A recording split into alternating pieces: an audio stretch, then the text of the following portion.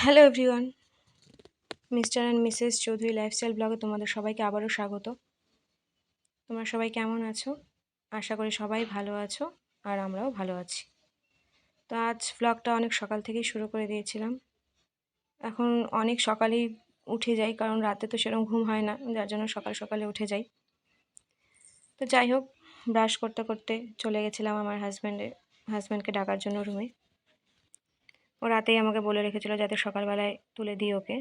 ওর আজকে অনেক সকালেই ক্লাস ছিল। তো এই যে ওকে আমি ডেকেই যাচ্ছিলাম, কিন্তু ও ওর মতন ঘুমিয়ে যাচ্ছিল, বারবার জাগছিল আর ঘুমিয়ে যাচ্ছিল, উঠছিল না। অনেকবার অ্যালার্ম বন্ধ করে দিয়ে ঘুমাচ্ছে। তো জোর করে তুলে দিয়ে ও ফ্রেশ হতে গেল, আর আমি যে চা বসিয়েছিলাম, চা আজ আমি অনেক দিন বাদে করলাম, কারণ আমার মাই আমাকে সব কিছু রেডি করে দেয় হাতের সামনে। আজ মা বাড়িতে নেই, ভাইকে নিয়ে কলকাতায় গেছে দুদিনের জন্যে, যার জন্য আমি চাটা করলাম আজকে।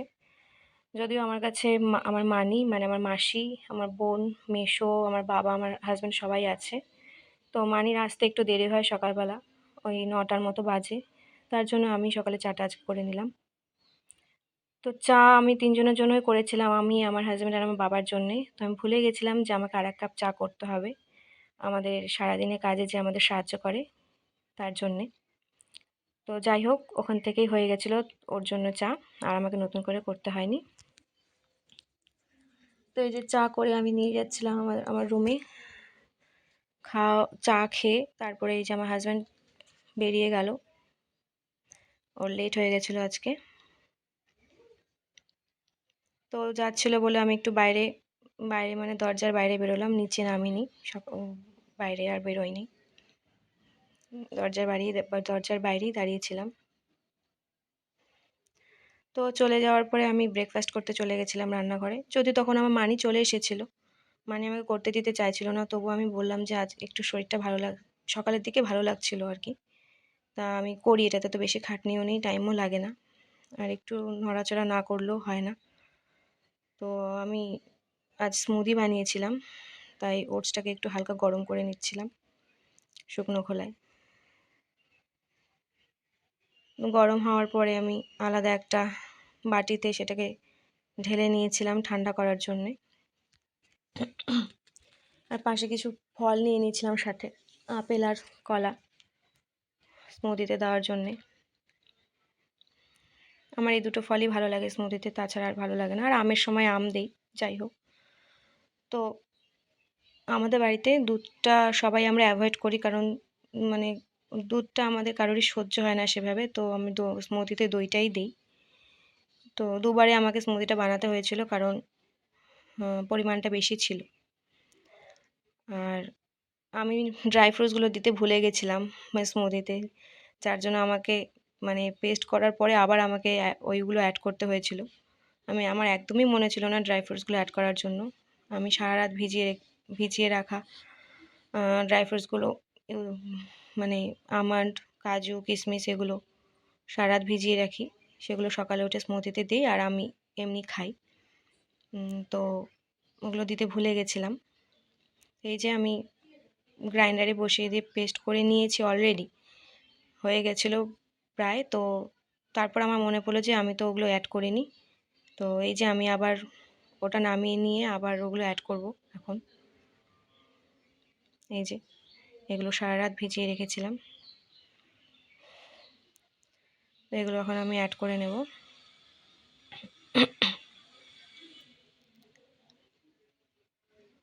তো এগুলো অ্যাড করছিলাম যখন, তখনই আমার শরীরটা একটু হালকা খারাপ লাগতে শুরু করে।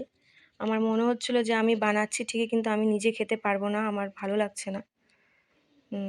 তবুও আমি ভাবলাম যে দেখি চেষ্টা করে যদি পারি, কারণ এখন তো খালি পেটে একদমই থাকা যাবে না, আর আমার ওষুধও থাকে অনেকগুলো, আমাকে ওষুধও খেতে হবে। তো তার জন্য আর বানিয়ে নিয়েছিলাম, যে প্রায় হয়ে যখন গেছে আর আমি অর্ধেকটা কী করে যাব, আমি ওই জন্য পুরোটাই ফিনিশ করে নিয়ে এই যে গ্লাসে গ্লাসে ঢেলে নিচ্ছি। তো নেওয়ার পরও আমি যদিও পুরোটা খেতে পারিনি। এই যে এইটা একটু বেশি ঘন হয়ে গেছিলো, জন্য আমি একটু জল মিশিয়ে নিলাম এখানে। তো আমি সম্পূর্ণ খেতে পারিনি, আমি পরে একটুখানি খেয়ে রেখে দিয়েছিলাম। পরে একটু ভাত খেয়েছিলাম। যাই হোক, এবার আমি গ্লাসে ঢেলে নিয়ে সবাইকে যার যারটা তাকে তাকে দিয়ে দেব। তো ওরা মানি আমার বোন, ওরা ওদেরটা নিয়ে নেবে। এই যে বাবাকে দিলাম, আর আমারটা আমি আগে ঘরে নিয়ে মানি আমারটা আগে ঘরে নিয়ে গিয়ে রেখে দিয়েছিল। তো যাই হোক, তারপরে সকালে ব্রেকফাস্টের পরে যে আমার বোন সবজি কাটতে বসে গেছিলো এখানে, আর মানি ঘরে পেঁয়াজ রসুন চলছিল দুপুরে খাবারের প্রিপারেশনের জন্য। তো আজ দুপুরের মেনুতেই আজ সব কিছুই আমার পছন্দের রান্না ছিল। এই যে চিকেন কষা,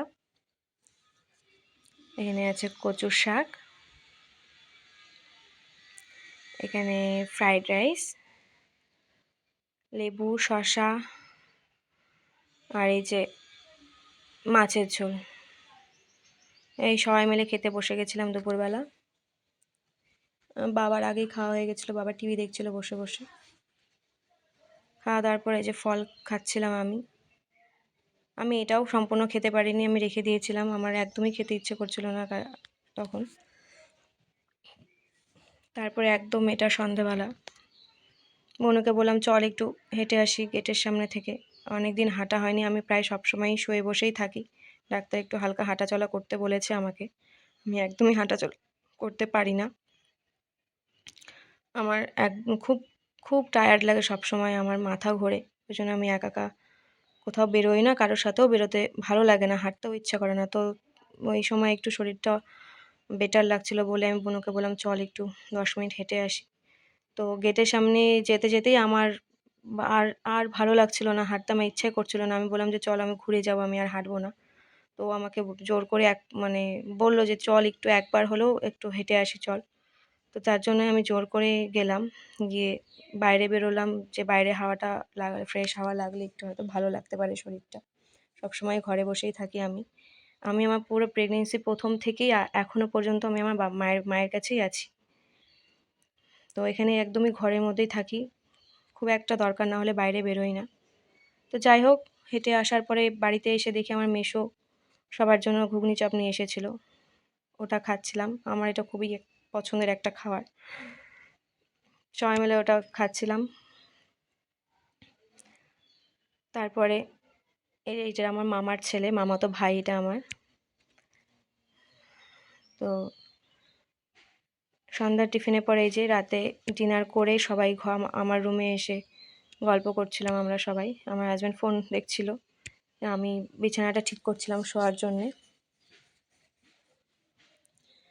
আমার ভীষণ মিষ্টি মিষ্টি জিনিসের ক্রেভিংস হচ্ছিলো। তাই আমি আমার হাজব্যান্ডকে বলেছিলাম যে